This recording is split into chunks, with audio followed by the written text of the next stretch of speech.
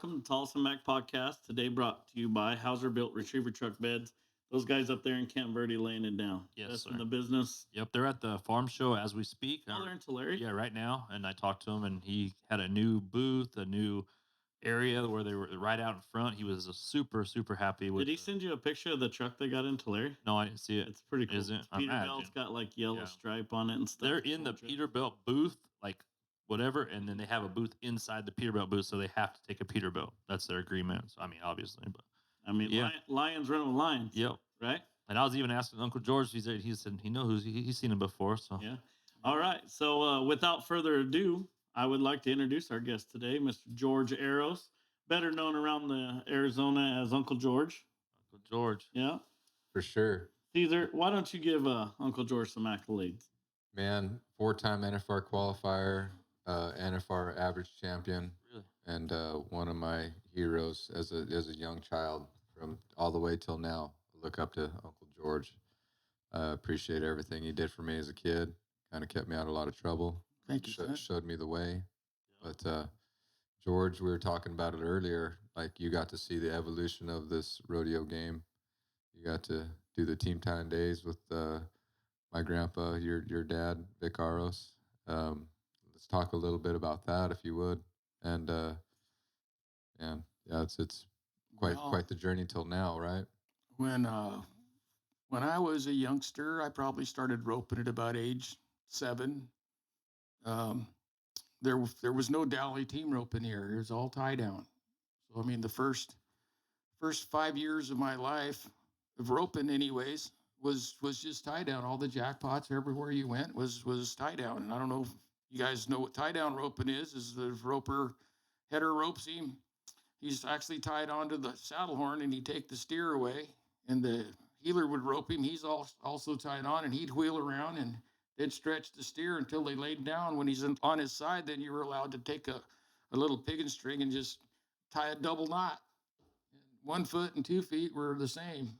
Wow. It had to be a square knot too, right? No, not really. Okay. You could have a granny knot too, but just a double knot. Okay. But I'm not sure about that either. It might have been a square knot, but I don't think so. I think it's just basically a double knot. But I mean, obviously, you'd have a better chance to tie him good if you had 2 feet, because if you just had one leg out there, you had to put it around the back 2 legs. So I mean, that's how it was. And then they started Dally roping, and even at the NFR, they ran one go around tie down and one go around. Oh wow. Dally, I mean, that's how they actually did it. The first NFRs you'd actually see. I'm not exactly sure when they just went with straight Dally roping, but the Dally roping in those days, I mean, if you talk about the evolution of it compared to now, I mean, those people those days would not believe what they're doing today with Dally roping. Yeah. I almost don't believe it, to tell you the truth. I mean, I've been watching these runs. I watched Fort Worth this year, and I could not believe it. Fort Worth, they stuck a score out there this year. These steers were running strong, hard. And I couldn't believe how far these guys were reaching and doing it so easy. 3/8, just making hell of runs. And you were talking about it earlier. They reach on the first steer, and they keep continuing. I mean, that's just how they rope. 5 steer average. You don't just that rodeo in particular is tournament style, so fast as time advances. Right. So like that's kind of, I think, maybe the reason why it's evolved. I was just in amazement just watching it. I mean, and it's, Speed Williams, if you want to know the truth, it's his fault all this is going on here. He came into the picture right there, and he could do it. Yeah. And he was the only one that was doing it. He could reach far and keep his horses working all year round. And people got to notice that, okay? I used to reach too once in a while, but when I did, I was running 100 miles an hour the other way. You know what I'm saying? I mean, it was completely out of control. Right. And sometimes it worked, but it was like a hit or it's like a Hail Mary, basically, whenever I used to do that, because I didn't understand to keep your horse running straight and turn the steer and swap him nice so he can hop off slow, and these guys have a chance to catch him. But it's we were talking about this earlier. I don't know how it can get any faster than what it is. No, you see these today 8-4, and that's on 2. I was like, what? The NFRs, when I went, if you wear them out with 5 and 6 second runs all year round, you'd make the finals for sure. Okay, I mean, try that today. Yeah. Yeah. Hope you like 8th or so. Yeah. Not, Winning not nothing. even. You know. Not even Yeah. close. 5s and 6s won't do you a bit of good anymore. No. You know, for the most part, all year round. I mean, I think if you're 6 flat on 3 in a row at Reno, you might not even get a check. You know, 12 so on 2 doesn't make the short go sometimes, some years. So it's like you got to be 5s. You got to be a pair of short 5s over there to make short go. Like what Mikey said. He said, you know, he goes, "What the hell am I doing over here?" So I mean, I got a question. Then you see some of these guys and they rope so correct, and it's like the same strides, the same swings, the same everything, but they're roping down there at the fourth light pole. I mean, how Cesar? I mean, you put on clinics and schools, George. You do the same. I mean, how do you get that guy to get the rope out of his hand faster? Because if a guy's catching all his steers, isn't it a pretty hard sell to tell him like, hey man, you just got to speed it up because this is about time. You got to, and the header controls the whole destiny of the Right. team, really. And if he's not, the healer can only heal him so fast. So if he's running him down there to the 3/4 mark and down to the back end of the arena, it's not going to do you no good. It doesn't matter if he So- catches every one of So them. he's 'cause- going to have to figure out, like, I'm going to have to charge the barrier a little bit more, or I'm going to have to rope on the gain a little bit more. As he's approaching the steer, he's going to have to rope. Because, like, if he's running to the 3/4 mark, he's either missing the barrier, or when he gets to the steer, he's not ready. So he's taking 2 or 3 swings over the steer's back Yeah. and roping and turning. So one of the two's got to change. like a lot of the ropings I go to, that's what I see. I see guys get there and it just seems like they're not ready. So Swinging. they're right there where I would throw, anybody would throw, but then they're striding more down the arena, and a guy that's got a 90% catch percentage is still not in the money because he's bouncing them off the bottom of the. Well, George was a very consistent roper. He didn't miss, and he would turn steers all the time back in the day, and that was pretty important. But I think now you have to be talented Yeah. 3 coils back and still handle the steer where all your Yeah. healers you can got to catch it. start swinging your rope sooner. You know, that's what I tell young boys and girls. I mean, when they first start, even when they get where they can catch almost every steer, you got to teach them to swing starting from the first move out of the box. You know, even today, I can't even pick up my rope until I get to the chute right there. You didn't have to do it at that. Dustin Egaskiza can get 3 swings before he hits the mouth of the box. Well, and that's what's way different than from when I used to rope. Okay, nobody did that. Everybody picked up the rope by the time they left the chute. There, by the time they hit the rope and chute right there. So, no, it's really unbelievable how it's evolved into that. And if it gets any faster than this, I will be really surprised if you see 2-second runs. I don't know how you can do that without a crossfire there, because these guys are catching them. The ropes are going on right there as the neck rope comes off, and these guys are heeling them on the first hop. How much faster you get than that? And I know some of these guys now. I got a picture with Big A where he's the loop is on the steer's horns. His curl's coming to the left there, and it's 0.0 on the clock there. He's got his loop on. The neck the rope steer. is just it went on that fast. You know what I'm saying? So these headers are so good nowadays. It's amazing. I think the evolution of the game is you're going to see more of them. You're going to see more really talented headers come out there, and there's going to be 30 or 40 really good headers. There's so many really good healers nowadays. Yeah. But we talked about it a little bit too, George. I think a little bit of your success happened with some of them head horses you had, and easy to heel behind and stuff like that. That's pretty important. These headers are doing that nowadays. They're finding these head horses. Did you ever think there would be a head horse that go for $250,000? Well, no, but I tell you what, the one thing hasn't changed, is the guys riding the best head horses are doing all the winning. It was even then, and it was before me too. That I agree with you. 100%. So it's mostly about all the the best head horses there are doing all the good, and you'll notice these better healers. They're looking not so much for the header, but for the head horses. Yeah. Uh, For sure. doesn't matter how good you are if you don't have that right head horse. And I mean, that's how it's been even back in the olden days. So A So lot you- of people say that. You've seen the evolution of the game coming from the tying to the dally to what's your thoughts on the crossfire? I mean, well, like you said, they pull it out, they're going to be 2-second runs. Well, you know what? I honestly think if you were to take the crossfire rule out, what's going to start happening is the healers are going to learn how to heel the steer when they're leaving the chute before the header even ropes him. It looked just like the dummy rope. It looked like. Well, I'm just saying No, that's you're probably right. that's Yeah. probably what would happen. Somebody's going to come along, little Michael Camelot, somebody like that, to come along and learn how to heel him as he's leaving the chute. That'll be the new And rule. I don't know. That's going to take away the integrity of the whole thing, So Yeah, I don't think he should. I don't think we should It's ban the harder to crossfire heel rule. one on the first legal hop to get in position and heel one on the first hop consistently. That's the hardest shot there is. So we talk about it all the time on here. Then how do I agree with you 100%? But what do you think? Like especially in say, just take the NFR for example. What do you think there? Should there be replay?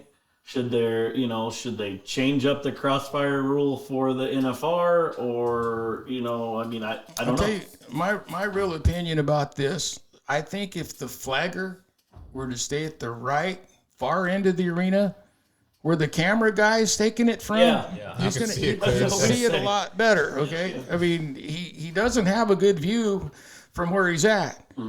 Okay, that healer's taking a shot, and the heel horse is in the way right there. Right. So I mean, you can't make a real accurate decision from the angle they're at. I really think he's not going to be in the way if he was in the right far end of the arena. It's only a 100-foot arena, anyways. So to me, that'd be one solution. To And the I like that a lot better than replay. Yeah. well, the replay, see, then there's still going to be an opinion anyways. That's the guy what I might mean. still look at the replay and say, I still don't think it's legal. Yeah. I mean, Yeah, I'm not a fan of the replay just because I think that opens up a can of worms. I think if we do replay on the crossfire, we're going to do replay on the healer was tight before the clock stopped, and I mean it's going There to would be. have to be some kind of a scenario rule every time. You couldn't only replay on certain things, not. But I a think, number of them. and Cesar brings that up all the time. If they put the judge where he could see what The run's he's coming at him. judging, Yeah. And we're talking two guys that made the NFR here. Right. Like their opinion counts. So and we're talking to one guy that's watched it go from Yeah. having to tie one down to the NFL. yeah, I mean the people that may hear this or to be, take some advice from these guys. I'm sure there's many other guys that agree with you. Well, Logan Medlin this year, we're talking about fast, right? We've never seen a 3-1 before, and we've seen it at the National Finals Rodeo. I thought it was close. The tie never goes to the runner. Never. I've talked to Right. Matt Sherwood about this rule, and he explained to me it's fine. That's when he was the director. He told the flaggers, hey, tie doesn't go to the runner. If it looks close, you flag him out. Yeah. And so that's where the judge couldn't see the heel shot really good because I feel like that heel horse maybe blocked it. It looked like he was bringing it down there kind of fast. The steer hit was legal, took another quick hop, and then hit out of there. Logan heeled him right there in the little quick little corner and then went. It's almost like a double corner is what I call those. The steers, the fresh steers will give that to you every now and again. And so, but right there we seen a 3-1, and it looked. well, it could have been, right? Well, It's really right. not 3-1 because it's flagged him out. Right, I know, but it looked kind of controlled. And if they get another situation, they damn near did it again. They were 3-6 a few times. I think them guys were 3-5 over there. Yeah. Like they were right there, pretty close a lot of the time. So a team like that, I mean, they're teamed up again this year. They're watch out for those guys. They get the NFR. They're gonna be 3 again, like 3-1. I bet because it was pretty close. Yeah, I didn't for feel sure. like he whipped it down there. Or was it blatant crossfire? He kind of. Well, the problem is there was a lot of other shots just like it that didn't get a flag. Yes. Paul Eves, that morning slack, the morning perf, he heeled him right in the pop too. Steer on the left, the steer kicked right into his heel loop. Bam! It was first legal hop. I thought, you know what I'm saying. I watched rodeos on TV where they let that go. That's what I kept thinking. I thought, well, they rewrote the rule. So now these guys are throwing in the switch and not getting flagged out. I thought if that happens at the NFR, we're going to see our first number. We're going to see a first 2-second run in the team roping, but 2.9 they over don't. that. They stopped that right away when the 3-1 got flagged out. Yeah. Nobody tried it again. So explain to the listeners. So I mean, we obviously know where the flagger sits, right? But could they put another judge at the buck and shoot? There already is. So there already is a guy there. Okay, so explain how that works. Why can't that guy at the buck and shoot and that guy, if there's a question, that would be almost like a like a umpire Second discussion, opinion. right? Well, In Yeah, but then baseball. who's calling the rules? That guy or this guy? So there Yeah. you have another controversy. Yeah, Well, you're right. You're I right. think the line judge helps the flagger more than anything else. The guy at the back end of the arena, he's making sure bad head catches, Yeah. because that's happened at some pro rodeos before where, Oh yeah. where the back judge wasn't back there and their bits and bad head catches go by. So that's the main thing when they're back there. They that's all they're looking for, and so I don't even know if they're looking for the crossfire or not, or even Yeah. care to what goes down over there, because the flagger talks to the line judge when it comes down to it. And I think honestly, that was the last call was the line judge. He said no, and so no Yeah. time. But- I think the NFR is a special scenario where maybe they should implement something like that just because of how much money it pays and how important it is. That's life changing You know what I money. mean? The round money is. We haven't got it. Maybe some of them bigger rodeos too, but I mean, just the NFR. We start with just the NFR and then work from there. My opinion. Yeah, I mean, not only the dollar signs associated with the round win, but the possible sponsorships Yes. and everything that goes along. I mean, that guy runs a 3-1. How do you know tomorrow they're not going to have 3.1 printed on a hat and every little kid in the stands be selling it or wearing it? You know what I mean? So I think at some point they're going to have to figure out some way to straighten that up a little bit. And then, like you said, maybe start at the NFR and work your way down. There's another thing too. I guess if they put up enough money, I think they could get a guy that's made the NFR that's actually crossfired one before, and you know what I'm saying? That's the other thing, Pay for his room and pay him every night to show up over Who there. wants the job, though? That's what I was gonna say. Are you interested? I mean, No, I don't want No, the job. I know I don't either, but I know maybe somebody that will, that's actually a real team roper that's actually been there and done that, and maybe the guys maybe respect what they have to say, and if it's a crossfire, and, well, you've crossfired one before, so you would know, I guess, right out of the back of the arena.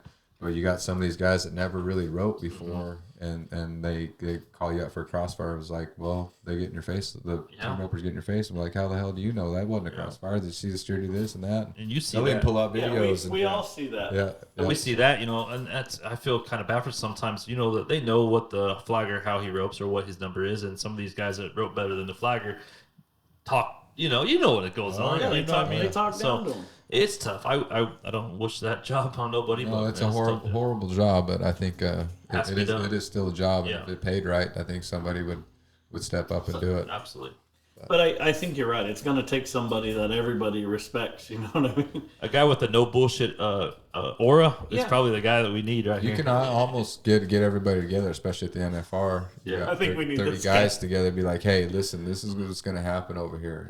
Yeah. If it's close, I'm calling your ass out. You Yeah. know, but you can be like the kind of flagger, be like, okay, hey, if tie goes to the runner. If it looks close, I'm not going to give you a blatant crossfire shot. You cannot pull that off. But if it looks close, and like I say, Logan Medlin, it wasn't like he just healed him right in the switch. He was kind of cracked right there, and that loop hit down there at the same time. But And another thing I think to take into consideration is everyone backing in the heel box can make that shot. Yeah. Everybody at that level can make that shot. So it's not like you're playing favorites if you let that 3-1 win. And like you just said, how controlled the run is at that speed. Yeah. You know what I mean? It That wasn't header. like he was throwing over his Yeah. horse's head or none of that shit. No. You know what I mean? He was around him, and you know what I mean. And that's what do you think about that head horse, like Coleman Proctor on that head shot, George? Like you're a header, like the quarterback. He set that run up so sweet, even fluff that steer and give him a nice little kind of a fluff little corner right there. Didn't just snap him away. Well, what these guys are doing that didn't used to happen, okay? I mean, they get the steer's head bent, and then they take them from right there. It doesn't seem like they're leaving before the head is bent right there, and that's what's so beautiful to watch. The control right there. They're still running forward until their heads, they bend their heads, and then they take them right immediately, and the steer's switching right off the bat. So if they're at the end of their rope, the second half of their rope, like we were talking about right over there, I mean, they can still handle the steer real sweet, so we can, set him up for the shot. It's not a washed out kind of a thing. That's how it used to be in the old days. When you'd reach for one that far, it was a washed out wreck right there. They used to have to wait and swing until they came out of the wreck, and then they'd rope them. That's the whole difference. But but Coleman Proctor, by far is, well, for certain, he's among the best headers there is, right now in this day and age, and that says a lot, because there sure is a lot of good headers anymore. So I look for him to win a championship before he's done. Yeah, I think he's due. He made that run look easy, and that's like And he's did it all year round, That's the thing. You talking about that bay horse he rides that shakes his head every yeah, time a he goes in little the bit, box? but that's I'm training horses a lot now for the horse shows, and for the rodeo side of it, time is key. If we were going to the horse show, they wouldn't like that head shake. But you know what I'm talking about? It doesn't matter. It don't matter. When you're trying to when he's 3'8". He's shaking his head too. You know what I mean? Yeah. He's over talking to himself. We're gonna have to do this right now. Yeah, that horse is pretty cool though. Like he knows his job, and it's Yeah. almost like he kind of knows where to be, and he's almost telling Coleman, I know where to go. Just that let horse me is go. awesome. Yeah, that horse is badass. And I'm sure, like we talked about it earlier, those horses are costing $250,000 now. I don't know if you ever thought the game would get to that point either with the head horses. No, that's unbelievable. But I tell you something. There's very few horses that are that good too. So that's what they're going to cost. Yeah. To get them to that point. They don't buy them when they're 5 and 6 years old and never been anywhere. They paid their dues. All those horses that cost that much, But when you're going that fast from that distance, and you've got still control over there. There's just very few horses that can get there, to that level. And when you find one, that's what it's. You're going to just give whatever you have to give. If that's what you do for a living, you can't go on. You can't be on less of a horse than you're going to need out there because it's just there's too much competition out there. I can't go plow a field if I ain't got the horsepower. No, you're not. And and sometimes in many ways you can almost think, even if you pay $100,000 for a horse, that might be the cheapest piece of equipment you're going to buy for what you're going to do. Yeah, I ain't gonna lie. Because that horse is going to last you likely 5 or 6 years. Yep. Some of them last more than that. But if you figure out what a pickup costs and a rig to run around in, and you unload a horse that's less than what you need, you're not going to be very successful. Spinning your wheels. Right.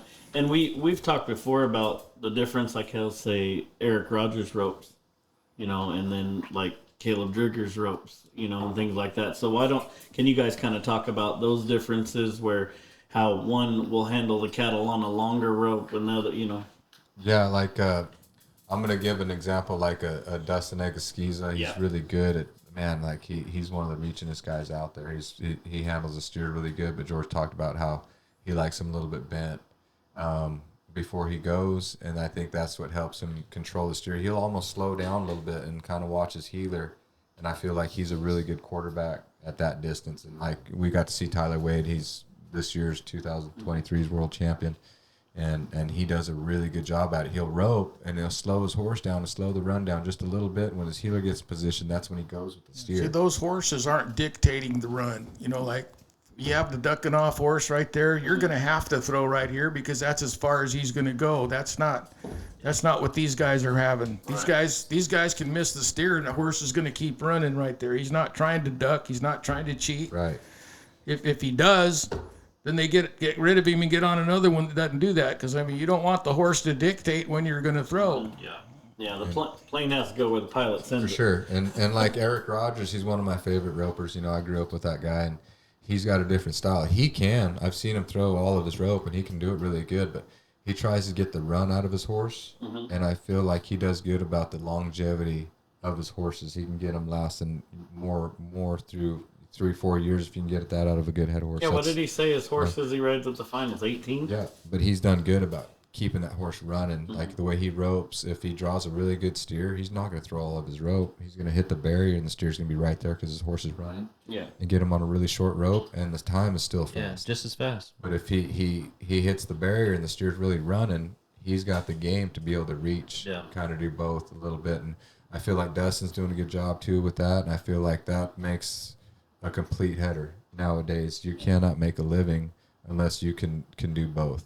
Yeah. You have to be able to do both. You got to be able to go to jackpot, make a living that day. If you can win $10,000 that day, jackpot, and it takes a long time to do that at a rodeo. How hard is it, Cesar, to explain to the header like we both have to catch to win Man, at a jackpot? I've never been kind of hard on my headers ever. Uncle George, he told me don't ever worry about that when I was younger. He says, that's the header's job. You worry about catching the steer. That's your job.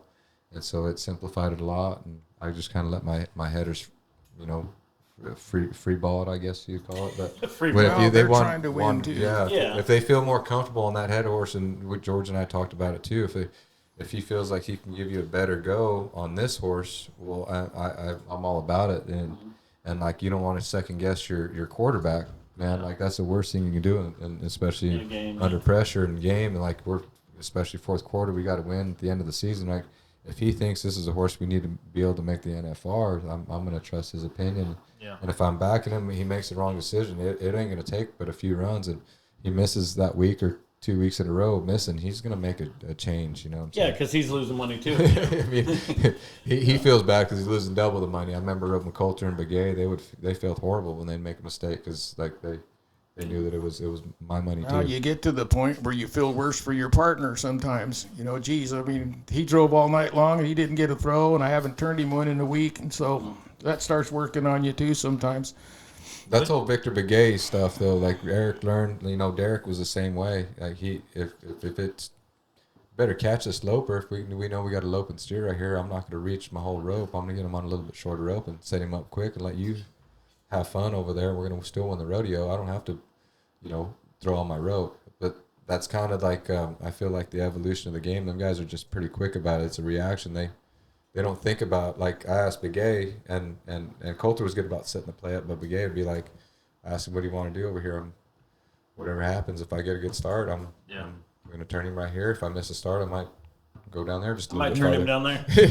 It's funny how you mentioned Victor Begay. Victor Begay doesn't get enough credit, not even from his kid. I haven't heard his kids or Aaron Sinnage any. You don't realize how much Victor impacted their success. My success. Okay. Remember Canyon Your Day? Success. Remember? Well, all of them. Well, exactly. I mean, Victor rodeos pretty hard even now. Okay, and he's my age. It was so cool in Vegas. Yeah, he was really nice to us. Yeah. No, I mean he's all business too, and he always was. They went to all those rodeos, and he was the first one there. And his rig was in good shape. His tires, his lights all worked, and you know what I'm saying. He didn't show up drunk or anything like that. And I mean he had a big influence on. I know Aaron for sure. He didn't. I'm not so much. Eric Rogers, I don't know if he had a whole lot to do with it. They lived close enough to him, but he did, told us, But I mean, it's just by example, if nothing else, you know what I'm saying? Because Victor was a professional as they get, and when he went to Indian rodeos or any of them, So Let me ask you a question. I've known him all my life. Going back to Cesar being your nephew and the success that Cesar's had over his career, was there a time where you can remember, like, when you said this kid got it? Like, was there a roping that Cesar won or something, or a shot or something when you knew the light switch went off and it's going to be an NFR qualifier? Cesar's always been real serious. Yeah. Okay, even as a little toddler, you could always tell he was serious. He wasn't a jokester. And when he roped, he had a lot of concentration all the time. And he was a good kid. He wasn't a smart aleck. He didn't argue very much. If he didn't agree with you, you wouldn't ever hear any flack from him or anything. But he was an observer too. When he'd get to the Serby roping as a little kid, I've got a picture of him and his little brother sitting right there, and he's just sitting there watching these ropers. He's watching them in the box, and he'd watch them the whole time. He learned. That's how he learned right there.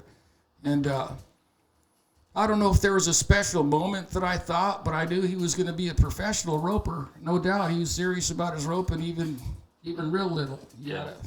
I had a really nice horse for him to ride right there. He was a stud, paint stud right there. He was a really good horse, and that's really the one he learned how to rope on from the very beginning right there. He had his little old saddle. That horse I don't think he was 5-6 years old, but he was really mature. He was I used to ride him in the pen, bareback, just ride around. No, the coolest stallion he didn't ever. act like a stud or anything, but I mean, he was, you could heel on him, you could head on him. Yeah. And it was pretty it was pretty apparent, just like you could see the little Camelot kid. There's no doubt what his career, his career is going to go. Well, they started dominating these little jackpots. I used to put on jackpots every week, and I had my brother Victor, same deal. I mean, we started him when he was a young kid, and in between him and little Cruz de la Cruz is I guess what would that be? His brother-in-law's brother? Yeah. Or no, Uncle Cruz for me. Uncle Cruz for you. Your dad's brother. Yeah. That's what Cruz was. Yeah. Anyways, they were little kids too, and I could tell where their career was going to go right off the bat. So We talked about it a little bit, George. Like for parents, sometimes I feel like they push their kids a little bit. And I don't think you never never pushed me to rope. I wanted to rope. Like I was wanting to be out there. Like if we need to wrap 100 steers, I'm all about it. Let's get them wrapped so we can rope them, kind of a deal. Is there you see that with some of the kids, I guess? Well, I do see parents that push their kids. I've seen that throughout my whole career, life and stuff. I've seen parents that really wanted their kids to do well, and they pushed them. And there's a certain pressure that they're putting on their kids that they don't realize. They're spending a lot of money on horses. They spend a lot of money on practice steers and rigs. And, they're expecting their kid to do some good here with it. Yeah. So that's a pressure that a kid doesn't realize that the parents are putting on them, but that's really what they're doing. So if they fail, if they don't stand up to the standards that they're expected to, they get resentful. And when they're old enough to leave home, they usually quit. They don't usually do it again, and they won't go back. Yeah. And the parents are disappointed because they gave them every opportunity. Yeah. And you'll hear more stories Like that. Yeah. about people like Cesar that didn't come from a lot of money and just did whatever he could to get it. And there's a saying that I forgot about, but it starts, there you see more champions that came from the bottom than started from the top right there, So anyways, I just, advise any parent out there that's got a kid that they want to do, just leave them alone. Just let them, if they want it, just give it to them and offer it to them. But when you're making a kid practice, I've never had to tell him, look, you need to rope 25 steers today for sure. Okay. And don't quit until I never had to tell him that. Yeah. I've had plenty of times to tell him, hey, you've roped enough. Get Your horse has had enough. You know what I'm saying? Your horse is There's with that foam that's coming off your horse, okay, that means you've roped too many. So There's a goat over there. Go chase the goat. yeah, around. run on foot and rope whatever you want. There's a dummy, but I never had to tell him that. Or Yeah. I'm going to say anybody at the NFR today is you've never had to tell them to go out there and practice, and you make sure you practice enough. So I can remember watching Cesar over at Scottsdale at one of them U.S. deals or something, and I just remember his style was just the coolest, and he had the between the two cinches, that thing that hanged duster. Yeah, I got that from Idaho. And man, that thing, like, I don't know, that's how I remember you. And then maybe that year I watched the finals, and then I watched 9 years in a row Cesar there. And then I started roping again when I was about 30 years old, and I was like, man, Cesar did a cruise and come to my house. I was like, I didn't know that. So now we're doing a podcast. Now we're doing Rope podcast. with Cesar. Yeah, Rope we're with doing Cesar. podcast.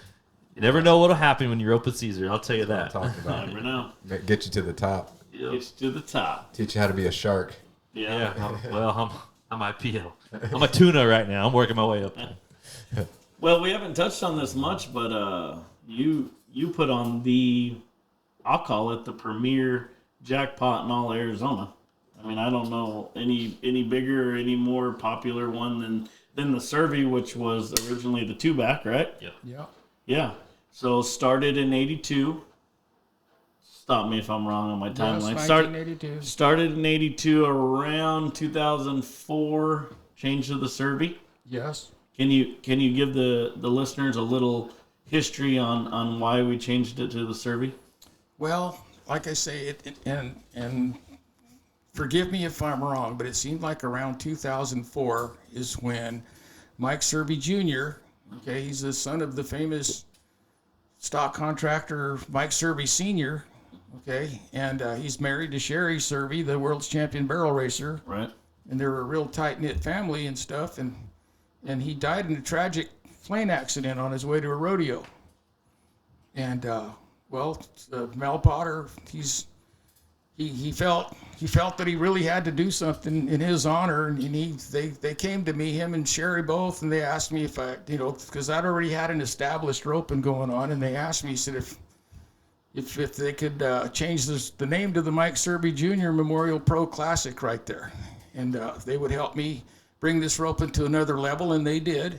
Okay, we didn't have near the sponsors that we do now, and so that's what made us change the name of it, and we actually we began a relationship with the Justin Cowboy Crisis Fund at that point, and we give 10% of the entire proceeds of this roping to Justin every year.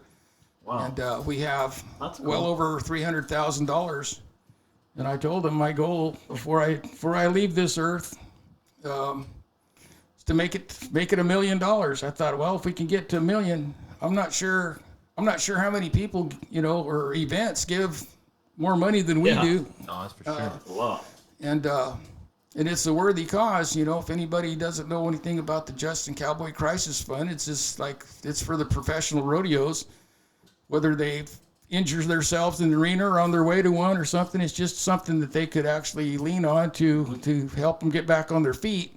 And that's what it's all about. Yeah. And so we're going to contribute to that for as long as have anything to do with this roping. So yeah, that's what the Serby roping's all about. It started out as a winner take all roping at two back, and it evolved now that we're high stakes roping. Now we're roping for $400 a man now, which is actually cheaper than most places. Most of these high stakes ropings usually are more fees than that. So Yeah. you can enter 3 times, and we're averaging like right at 200 teams now. So what started out as a winner-take-all jackpot for the guys in Tucson, that's how it all got started anyways, is we had a little jackpot for the ropers from the pros when they're in town for Tucson. It's not any different than if the Phoenix Open were coming to town and all the pros are inside, one of the local golf courses say, okay, we're going to have a jackpot for you guys, okay? Right. 18 holes right now for winner-take-all. And they'd be flooding the greens. And they'll be there, and everybody'd want to see it too. Yeah, It'd be a exactly. spectators event. So Yeah. That's why I say it's people to come watch, man. It is Yeah. packed. Let's talk a little bit about the Justin Crisis Fund. So maybe the listeners don't know, but these guys are professional athletes. They rodeo. They go down the road. Every time you see them on ESPN or you see them on Cowboy Channel, it's professional rodeo athlete. Now, in your mind, you think professional athlete, they're under a contract, they have all these things going on in their life. You think of a professional football player, he sprains his ankle, he goes on the IR, and he still gets a check every Friday. If Cesar gets hurt, he don't get no check. He don't compete. He doesn't get to compete, so therefore he doesn't get a check. That's where the Justin Crisis Fund steps in. That's what it was formulated for. Yeah, and you guys giving 10% of that, basically you're helping the sport, right? You're keeping all the professional athletes where they gotta pay a house payment, or they have to whatever groceries they've all got families.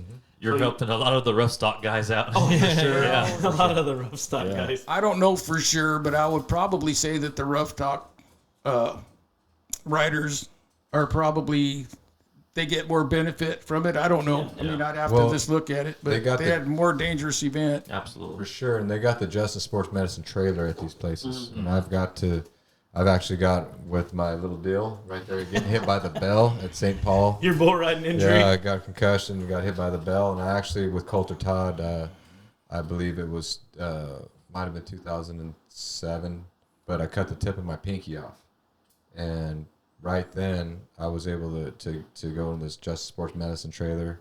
They cleaned me up, they sewed me up, and like I was, instead of having to go to the hospital because I had bones sticking up out of my finger there, I kind of cut the tip of the fingernail come off and everything on my pinky. It was nasty, but they fixed me right up right there. They give me a prescription to go in town there, and they rolled me from the performance there. I got to go to Friday, which is a couple different days. I think if I would have took a break and like I didn't want to go home, I told Coulter I can do this, no big deal.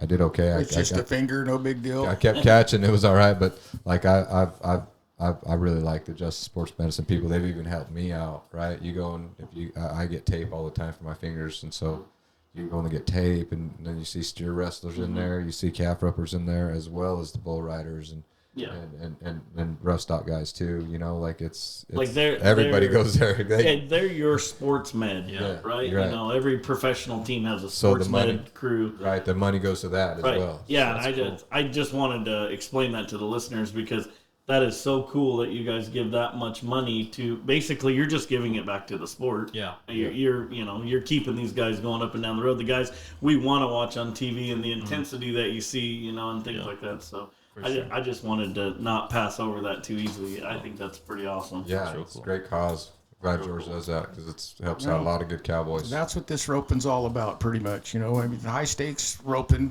we have a high paying roping. I'm not sure if there's a higher paying roping in Arizona even today for an open roper. I mean, can you think of one that pays more than that? No, you know? And like you're right up there with them, and I think it's the best one in Arizona to go to. And I feel like the ropers, like they want made to a win the name. Serby. Yeah, it's like, made a name. Like I see, like when they have a bio, whoever, sometimes you'll see Serby, you know, on their accomplishments. Like that's so very How respectable. about when the weather's terrible, it's raining straight down, and they're still roping? Yeah, rain or shine, I've been there.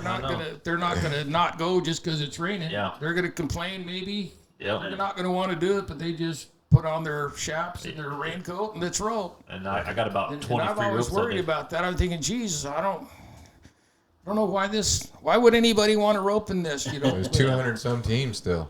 Like, and they're still riding their best one. Everybody was there. Yeah, oh yeah, you still want to ride be on their a good best- horse. yeah. I mean, well, I'm not sure that one time, see, about 5 years ago, 213. Now it was about 10 years ago, I guess, when it rained even more than it did year before last. I think that was the fastest 5 steers ever roped in that rope. Yeah. it was Well, the unbelievable. ground is good. That's one thing, right? When it gets wet, it's firm. It's actually almost better when it's wet than it is when it's not. Because, I mean, we have to rake it every 50 teams because it gets so deep because everybody's roping them right in the same spot. And it's just pretty much all sand anyhow, you know. So it's just wet sand. But, you know, that just goes to show you the strength of that roping. Even though the weather's horrible and everybody knows it's going to be, they're still going to rope. Yeah, I love it. That was one of my. You asked George, what a win. You know, to me, when I won it in 2006, it was in February. Start of the year, I had a good start in Denver. Me and Coulter had a good San Antonio, so I was up in the standings, and come to Tucson, and like I win that rope, and I'm like, man, I can do this. Yeah. We're rolling now. Me and George had a moment in the middle of the arena. He jumped, you know, I won the rope, and he jumped. I don't know how he got. He was up in the crow's was an nest. emotional mess when I I don't saw know how fast he got down there, but like That's as awesome. soon as I got done healing, you know what I mean. I got the flag. I kind of looked up in the stand a little bit, looked for my mom, and I looked. George is right there in the arena. I'm like, how the hell did he get down there so Well, fast? that was announcing. Yeah, that's cool. He was announcing next thing he got down there so fast. But that was one of the ropings. Like the very best guys are there against the very toughest steers in the world. And if you can get through all them steers and even win a check there, like you're one of the best. Oh, And yeah. I thought to myself, I can do this. Yeah. Now. I don't want one. I've been wanting to win this thing ever since I was a baby. So like this is it. I can do this. That's cool. That's really cool. One of the best ropings I've ever been to, I think. Awesome. Well, everybody will have to go check it out.